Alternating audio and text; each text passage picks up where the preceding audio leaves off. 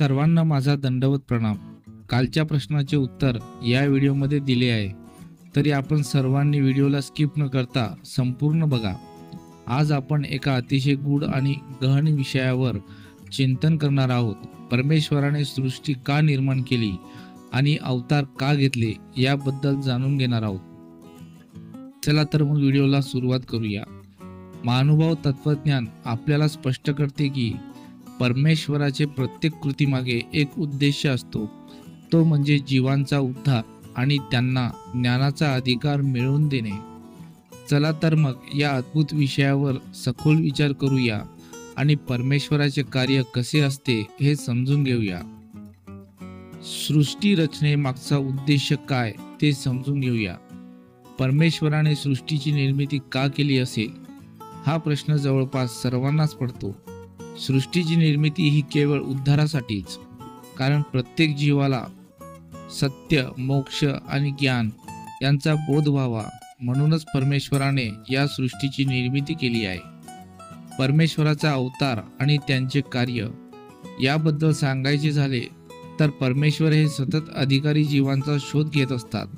ते गावोगावी फिरतात, कारण त्यांना अधिकारी जीव मिळाल्याशिवाय समाधान मिळत नाही. अधिकारी जीव हे सहज सापडत नाहीत, म्हणूनच परमेश्वर स्वतः प्रयत्न करतात. परमेश्वराची अर्थदानी संकल्पना काय, तर परमेश्वर फक्त कर्म पाहत नाहीत, ते आत्म्याची तळमळ, ओढ पाहतात. म्हणूनच त्यांना अर्थदानी म्हटले जाते, कारण ते मनपूर्वक प्रार्थना करणाऱ्या जीवांवर कृपा करतात. ज्या जीवाला थोडीशीही परमेश्वराविषयी तळमळ असेल त्यांच्याकडून अनाधिकार दूर करून ज्ञानाधिकार प्रदान करतात. परमेश्वराची जीवांप्रती दयाळूपणा, ज्या जीवांचा मूळाधिकार असतो पण ते ज्ञानाला पात्र झालेले नसतात, त्यांना अडथळे दूर करून ज्ञानप्राप्तीसाठी पात्र करतात. काही जीवांच्या जीवनात नैमित्तिक अडथळे असतात, ते दूर करून परमेश्वर त्यांना सत्यबोध देतात. काही ज्ञानाधिकार भोग भूमीत जन्म घेतात, अशांना परमेश्वर कर्मभूमीत आणून परमेश्वर त्यांच्याकडून ज्ञान प्रसार करून घेतात. काही जीवांना तळमळ तर असते पण योग्य दिशा माहीत नसते, अशांना परमेश्वर योग्य मार्ग दाखवतात. परमेश्वराचा अधिकारी जीवांशी संवाद संपूर्ण विस्तृत स्वरूपात बघूया.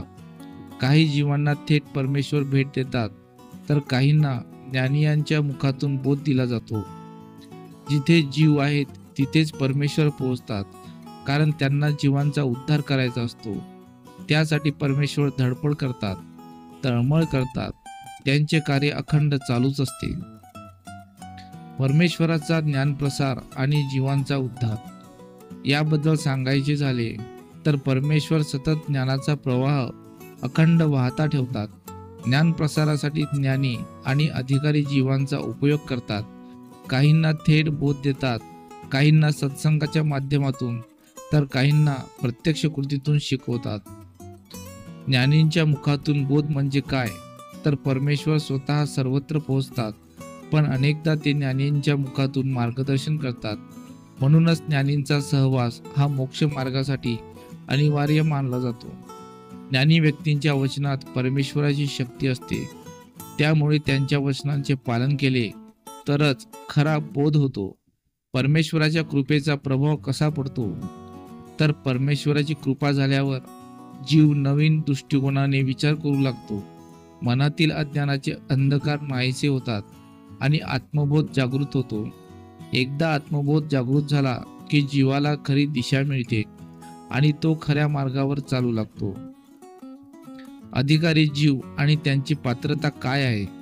अधिकारी जीव हे कुठल्याही परिस्थितीत असो, त्यांची ओढ, तळमळ आणि भक्ती त्यांच्या उद्धारासाठी कारणीभूत ठरते.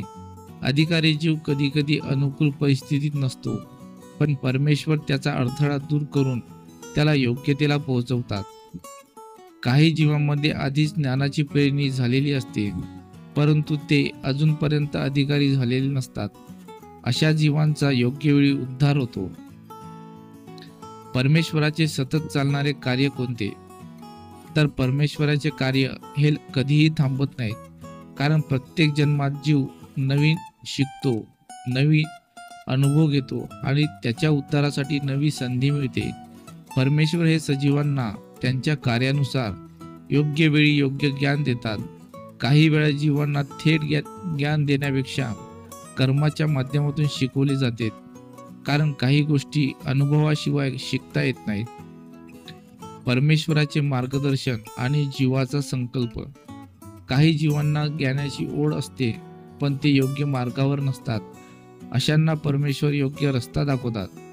काहींना सत्संगाच्या माध्यमातून जागृत करतात, तर काहींना प्रत्यक्ष कृतीमधून शिकवले जाते. परमेश्वराच्या इच्छेनुसार ज्या जीवांना आत्मबोध व्हायचा असतो, त्यांना योग्य वेळी योग्य बोध मिळतो. ज्ञानाचा महिमा आणि मोक्षमार्ग. ज्यांना सत्य ज्ञान मिळते ते या माईक जगात अडकत नाहीत आणि त्यांचा प्रवास मोक्षाच्या दिशेने सुरू होतो. काही जीवांना आधीच्या जन्मात ज्ञान मिळालेले असते, पण ते या जन्मात विसरलेले असतात. अशा जीवांना परमेश्वर योग्य वेळी ज्ञानाची आठवण करून देतात आणि त्यांचा उद्धार करतात. अज्ञानी आणि अधिकारी यांच्यातील फरक. काही जीव अज्ञानी असतात, ते मायेत गुरफटलेले असतात आणि त्यांना सत्य ज्ञानाचा बोध होत नाही. अधिकारी जीव हे अज्ञान दूर करून ज्ञान स्वरूप होतात आणि परमेश्वराच्या मार्गावर चालतात. काहींना कष्टाने ज्ञान मिळते, काहींना सहज मिळते, पण शेवटी सगळ्यांचाच उद्धार होतो. सत्याचा स्वीकार आणि परमेश्वराचे कार्य. सत्य स्वीकारणे हे सहज नसते, त्यासाठी संपूर्ण समर्पण आणि श्रद्धा लागते. परमेश्वराचे कार्य हे अखंड चालूच असते आणि प्रत्येक युगात ते अधिकारी जीवांना उद्धारासाठी प्रेरित करतात.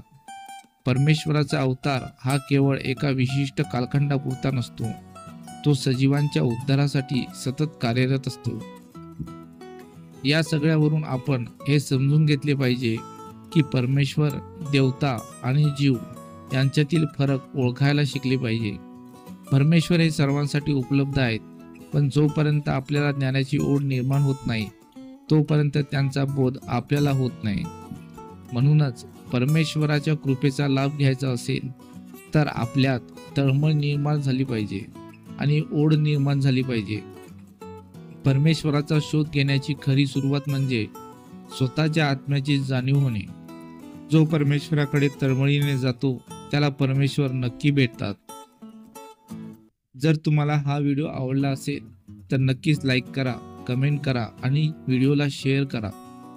आमच्या चॅनलला सबस्क्राईब करायला विसरू नका आणि मानव तत्वज्ञानाचे अजून व्हिडिओ बघत राहा. पुन्हा भेटूया एका नवीन प्रेरणादायी विषयासह. जय श्री चक्रधर स्वामी. दंडवत प्रणाम.